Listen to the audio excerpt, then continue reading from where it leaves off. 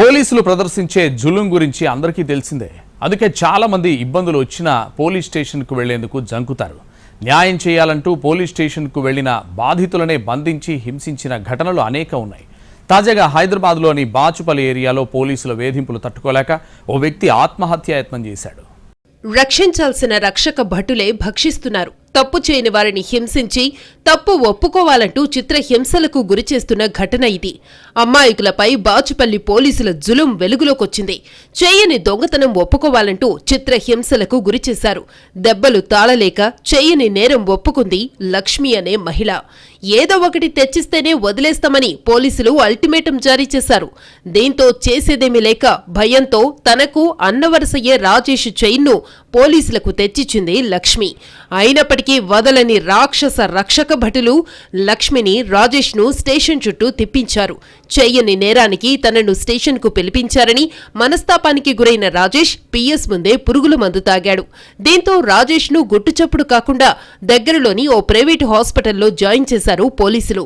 అంతేకాకుండా ఖర్చు భరిస్తామని ఆస్పత్రి యాజమాన్యానికి హామీ ఇచ్చాడు సీఐ. ప్రస్తుతం ప్రాణాపాయ స్థితిలో రాజేష్ కొట్టుమిట్టాడుతున్నాడు.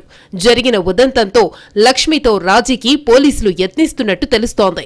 బాచుపల్లికి చెందిన పఠాన్ మహబూబ్ అనే వ్యక్తి తన ఇంట్లో జూన్ 16న ఒక బంగారు చైన్, ఒక బంగారు నెక్లెస్, ఒక జత బంగారు చెవికమ్మలు చోరీ అయ్యాయని జూన్ 19న పోలీసులకు కంప్లైంట్ చేశాడు. పోయిన నగలు మొత్తం 5 తులాల వరకు ఉంటాయని చెప్పాడు.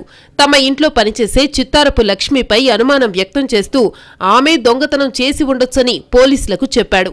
దాంతో కేసు నమోదు చేసిన పోలీసులు ఈ నెల 1న చిత్తారపు లక్ష్మిని స్టేషన్కు పిలిపించి విచారించారు. మహిళా పోలీసుల సమక్షంలోనే ప్రశ్నించినట్టు పోలీసులు చెబుతున్నారు. అయితే విచారణలో ఆ నగలు తానే దొంగలించినట్టు లక్ష్మి ఒప్పుకుందట. బంగారు గొలుసును తన ఆడపడుచు భర్తైన రాజేష్కిచ్చినట్టు చెప్పిందంటున్నారు పోలీసులు. రాజేష్ ఆత్మహత్య యత్నం చేయటం కలకలం రేపింది. తనను పోలీస్ స్టేషన్కు విచారణకు పిలిపించినందునే ఆత్మహత్యాయత్నం చేశాడని కుటుంబ సభ్యులు చెబుతున్నారు. అయితే అతన్ని విచారణకు పిలవలేదంటున్నారు పోలీసులు. అతడే తన భార్యతో కలిసి ఓ ప్రైవేట్ హాస్పిటల్కు వెళ్లి అడ్మిట్ అయ్యాడని చెబుతున్నారు. లక్ష్మిని కూడా మహిళా సిబ్బంది సమక్షంలోనే ప్రశ్నించామంటున్నారు పోలీసులు. ఇప్పటికైతే రాజేష్ ఆరోగ్యం బాగానే ఉందంటున్నారు పోలీసులు. ఈ కేసులో ఎవరి వెర్షన్ వారు వినిపిస్తున్నారు. పోలీసులు, బాధితులు చెబుతున్న వివరాలు పరస్పర విరుద్ధంగా ఉన్నాయి. రాజేష్ పూర్తిగా కోలుకుంటే తప్ప అసలు నిజాలు బయటకొచ్చే అవకాశం లేదు.